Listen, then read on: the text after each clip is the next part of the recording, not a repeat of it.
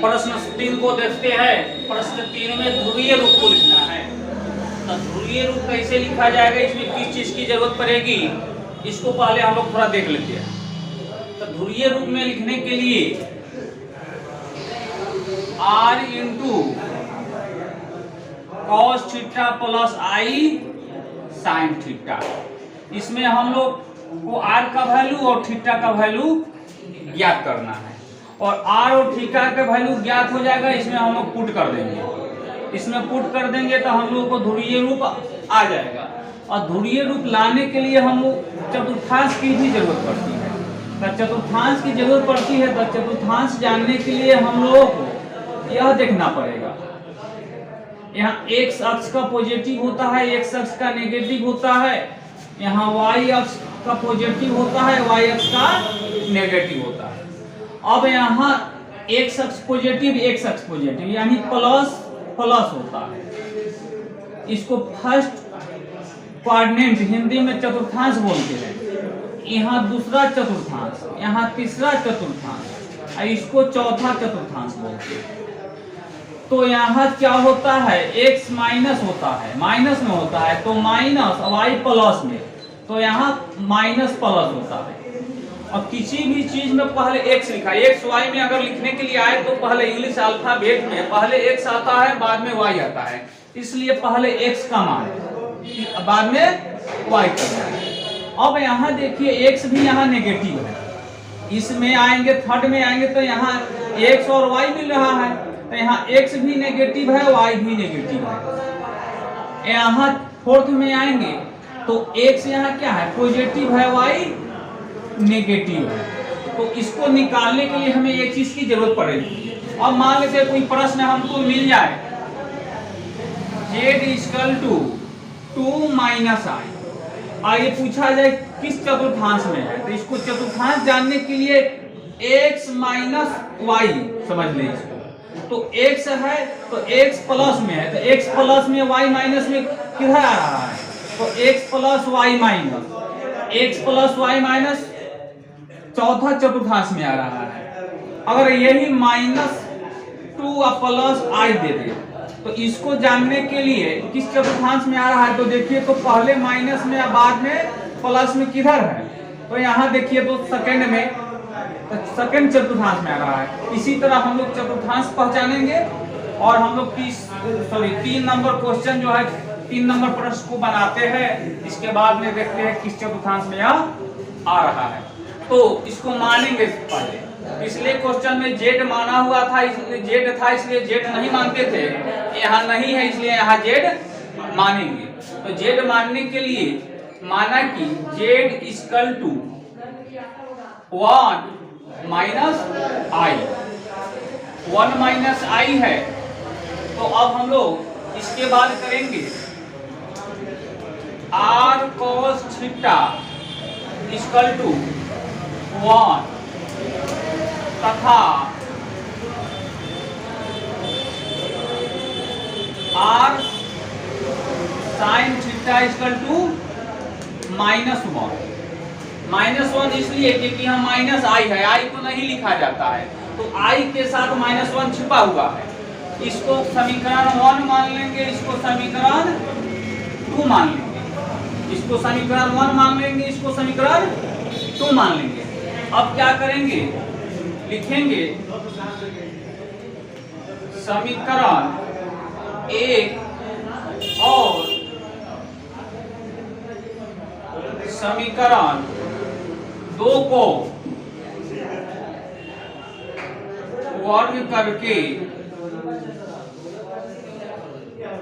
जोड़ने पर, अब इसको समीकरण 1 और समीकरण 2 को वर्ग करके जोड़ेंगे तो r square cos square theta plus समीकरण 2 में देखते हैं r square sine square theta equal to, यहाँ का दाया पक्ष 1 का स्क्वायर और प्लस यहाँ का दाया पक्ष -1 का स्क्वायर। यहाँ से हम लोगों को r स्क्वायर कॉमन आ रहा है, तो यहाँ बच जाएगा cos square theta plus sine square theta बराबर 1 का स्क्वायर 1 ही होता है या -1 का स्क्वायर भी 1 ही होता है।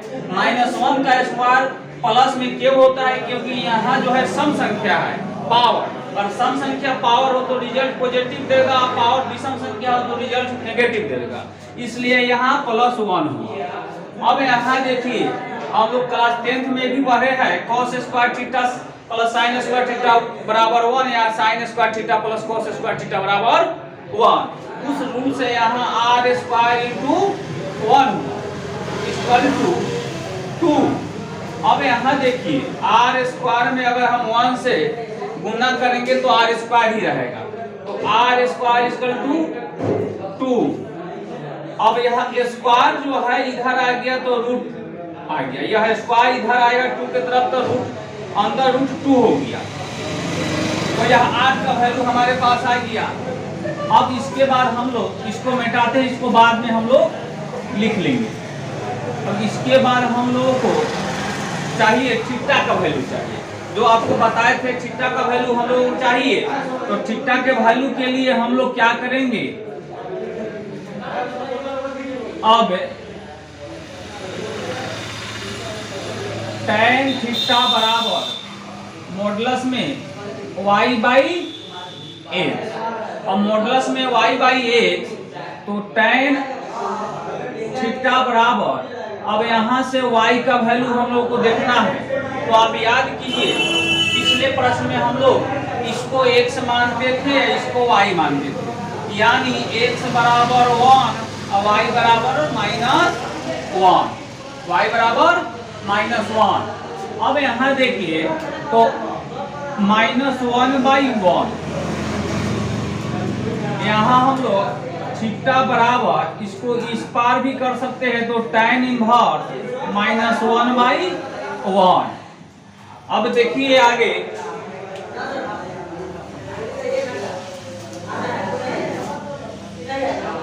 Theta equal to tan inverse, और मॉडुलस में कोई चीज रहता है माइनस में तो प्लस में कर देता है, तो माइनस में है और 1 में 1 से भाग देंगे तो 1 ही होगा, तो 1 हो गया। यहाँ देखिए theta equal to tan inverse, और tan में किस चीज का मान 1 होता है, तो tan 45 का मान 1 होता है। Theta equal to tan inverse, tan 45 को हम लोग π/4 भी लिख सकते हैं, क्योंकि 100 पाई का वैल्यू 180 डिग्री, 180 में 4 से भाग देंगे तो 45 आ जाएगा। तो और एक और फॉर्मूला हम लोग पढ़े हैं tan inverse into tan theta equal to theta. इस फार्मूला से हम लोग tan inverse into tan π/4 equal to π/4 होगा, तो इम्प्लाइड है थीटा इक्वल टू π/4। अब थीटा किस चतुर्थांश में है इसको जानने के लिए हम लोग यहाँ थोड़ा देख लेते हैं। तो यहाँ देखिए तो आपको अभी थोड़ी देर पहले हम बताए हैं कि अब यहाँ देखिए y अक्ष का पॉजिटिव, x अक्ष का पॉजिटिव, y अक्ष का नेगेटिव, x अक्ष का नेगेटिव। अब x अक्ष का नेगेटिव, अब यहाँ देखिए प्लस प्लस, यहाँ माइनस प्लस, यहाँ माइनस माइनस, यहाँ प्लस माइनस, और प्लस माइनस क्यों आएगा ये सब हम आपको बता चुके हैं। अब यहाँ देखिए माइनस पहले है बाद में, सॉरी प्लस पहले है बाद में माइनस है, तो पहले प्लस बाद में माइनस कहाँ?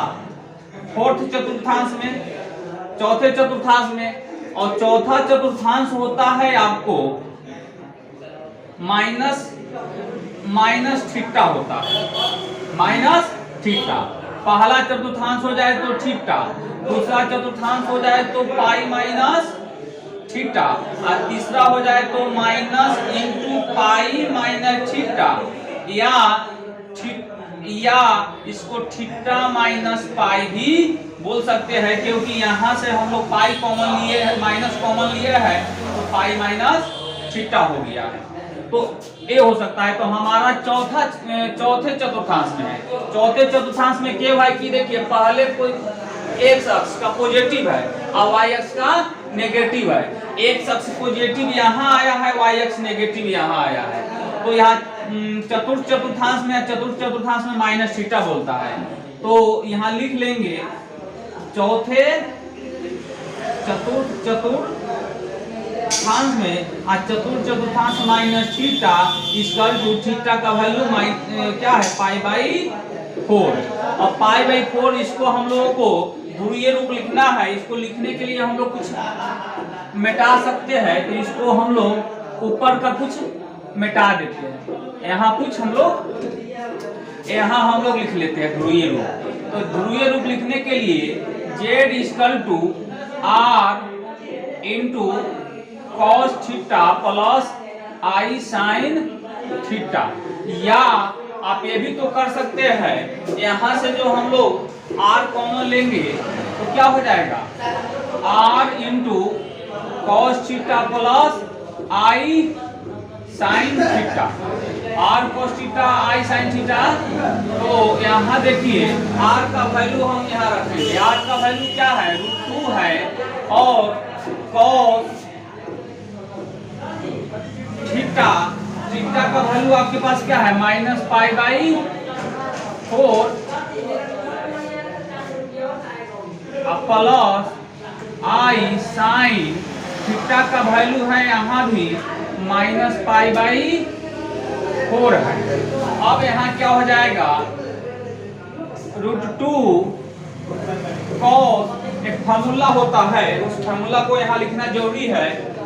उस फार्मूला को यहाँ देख लीजिए cos इंटू माइनस थीटा। तो हम यहाँ आपको यहाँ बता देते हैं क्योंकि यहाँ इसका काम हम लोग को हो चुका है। cos into minus theta equal to cos theta sin into minus theta equal to minus sine theta tan into minus theta equal to minus tan theta. देखिए माइनस नामक tablet sine cos and tan को खिलाया गया, cos ने पचा लिया और sin tan ने उल्टी कर दिया। तो यहाँ ये फॉर्मूला यूज होगा तो cos into minus theta equal to cos theta तो cos π/4 अब प्लस। अब यहाँ देखिए प्लस में यहाँ माइनस होगा, क्यों माइनस होगा कि sine into minus theta minus sine theta. तो आई साइन π/4। अब आपका यही ध्रुवीय रूप, यही आंसर हुआ, ध्रुवीय रूप हो गया। तो यहाँ इस फार्मूला को यहाँ देखने के लिए इस फार्मूला को याद होना चाहिए। cos इंटू माइनस थीटा बराबर cos theta sin into minus theta बराबर minus sine theta tan into minus theta बराबर माइनस tan थीटा। इसको अपने नोटबुक पर नोट कर लीजिएगा। माइनस नामक tablet sin cos and tan को खिलाया गया। cos